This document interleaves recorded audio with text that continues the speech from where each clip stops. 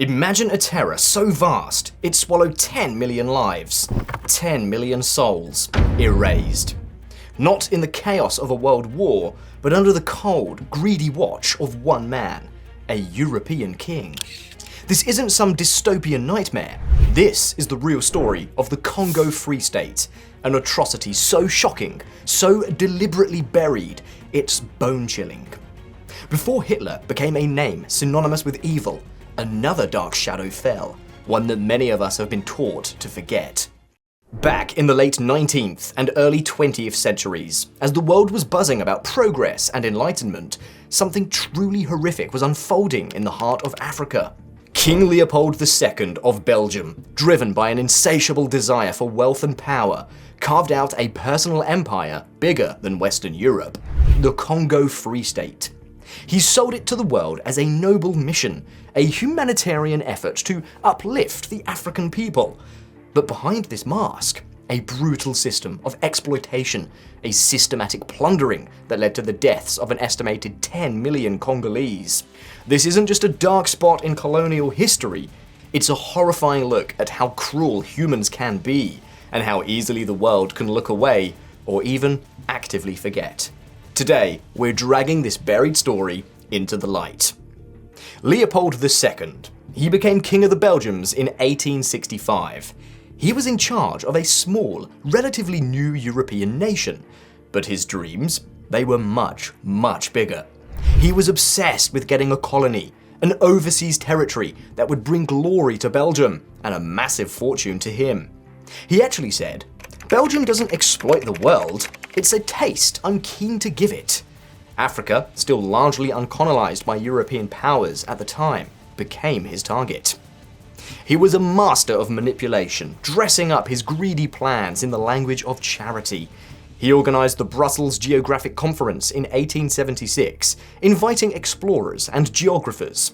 Out of this came the International African Association, supposedly created to fight slavery and bring science and civilization to Africa. But this was all a smokescreen.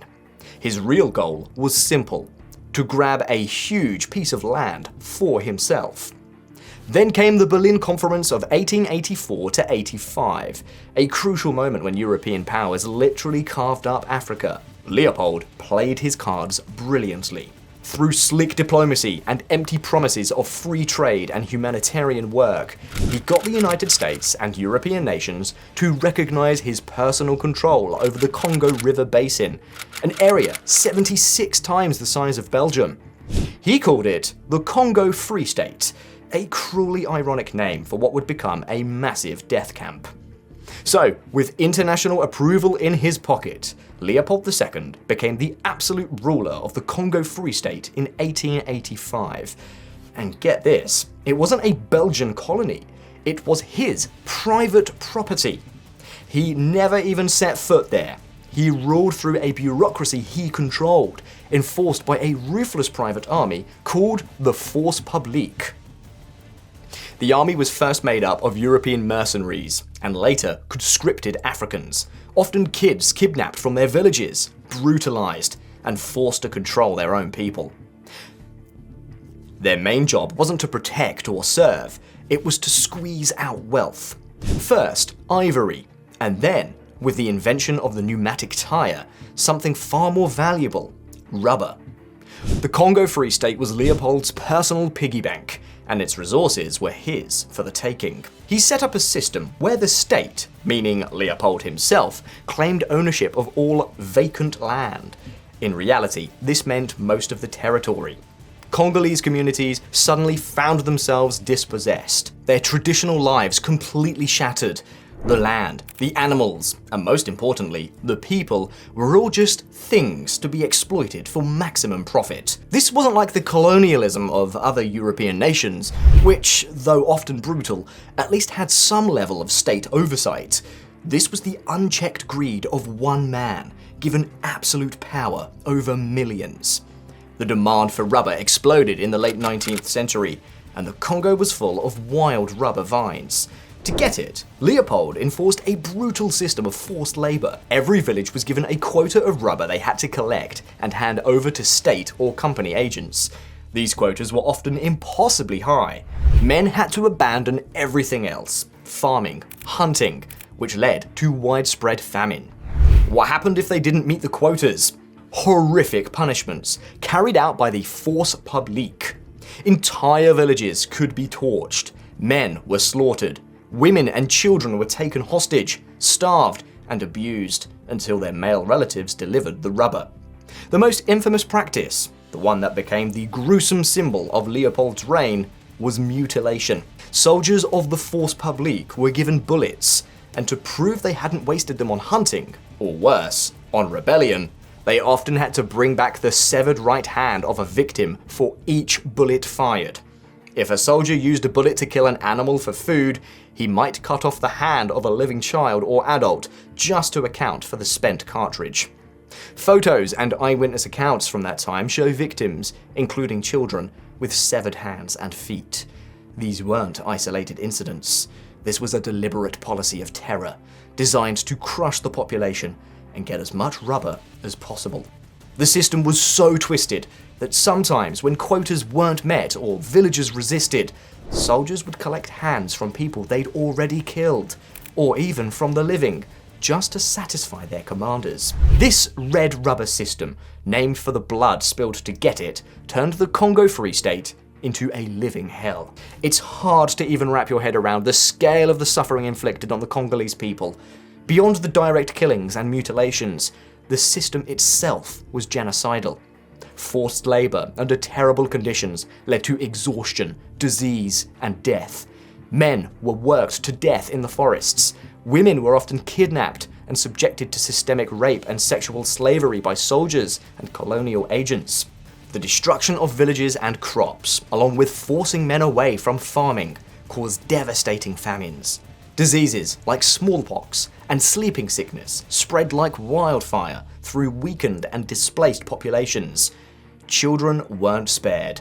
Many were orphaned. Others were kidnapped and forced into the force publique, becoming tools of oppression against their own people. The psychological trauma was immense, and it has echoed through generations. Historians estimate that during Leopold's 23-year rule from 1885 to 1908, the population of the Congo Free State dropped by as much as 50%. Exact figures are impossible to get because of the chaos and lack of records, but estimates of the death toll range from 5 million to as high as 15 million people. 10 million is a commonly cited conservative figure for those who died from murder, starvation, exhaustion, and disease. For years, Leopold II was a master of PR, using lavish propaganda to paint himself as a great humanitarian. He bribed journalists and silenced anyone who criticized him. Many European and American governments, busy with their own colonial plans or wanting to keep good trade relations, were happy to look the other way. But the sheer horror of what was happening couldn't stay hidden forever. Whistleblowers started to speak out.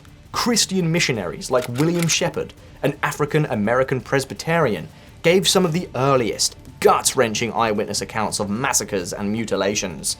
At first, their reports were dismissed or ignored, but the tide began to turn thanks to the tireless work of people like Edmund Dene Morrell.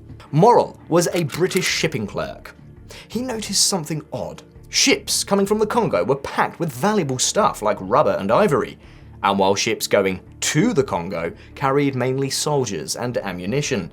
He figured out that a system like that could only be sustained by slave labor. Morrell launched an incredible campaign, co-founding the Congo Reform Association. He used lectures, pamphlets, and newspaper articles to expose Leopold's crimes. He found allies in famous figures like Mark Twain, whose sharp satire, King Leopold's soliloquy, helped wake up public opinion. The British government, feeling the pressure, ordered a report by its consul in the Congo, Roger Casement. The Casement Report, published in 1904, provided undeniable official proof of the widespread atrocities. It sent shockwaves around the world. It detailed systemic abuse, torture, and mass killings. This sparked one of the first major international human rights campaigns of the 20th century. Faced with overwhelming international condemnation and undeniable proof, Leopold's carefully built image shattered. The public outcry was huge.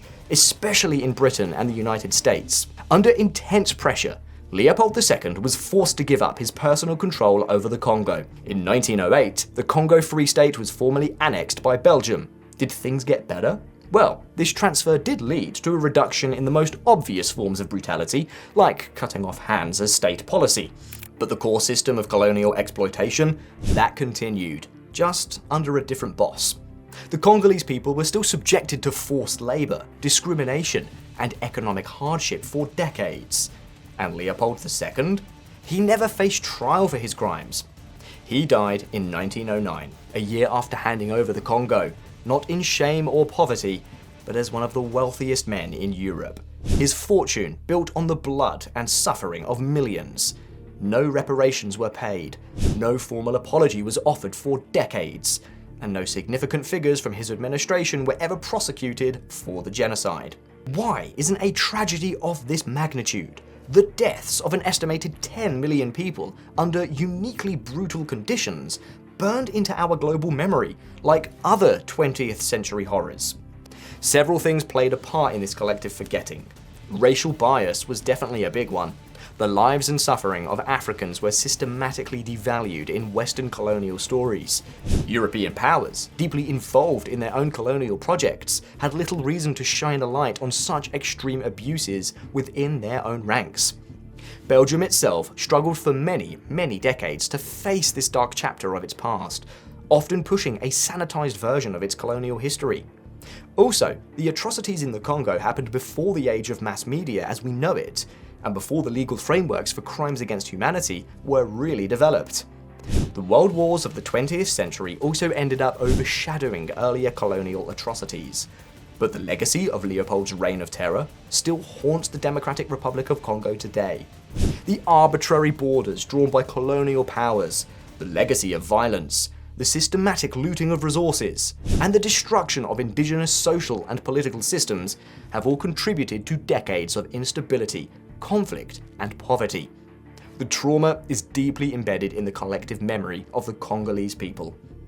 The story of the Congo Free State is a chilling reminder of what happens when greed runs wild and humanity is selectively applied. If you believe that these stories must be told, that the victims of these forgotten horrors deserve to be remembered, please consider liking this video, subscribing for more dives into hidden histories, and sharing this story with others. What are your thoughts on why such a massive atrocity remains relatively unknown? Let us know in the comments below. King Leopold II's Congo Free State stands as a horrifying testament to the deaths of human cruelty and the devastating results of unchecked colonial ambition. The deaths of an estimated 10 million Congolese under his rule weren't some historical accident, they were the direct result of a system designed for maximum profit, no matter the human cost. While the world did eventually react, the response was slow, and true justice for the victims was never served. Remembering this forgotten genocide isn't just about acknowledging a historical wrong, it's about understanding the roots of current global inequalities, the lasting impact of colonialism, and how vital it is to hold power accountable. The ghosts of the Congo cry out, not for revenge, but for remembrance, for their story to be told, understood, and to serve as a permanent warning to us all. We must make sure they are not forgotten again. Thank you for watching. I've been Josh, and this is the Villainous Vault.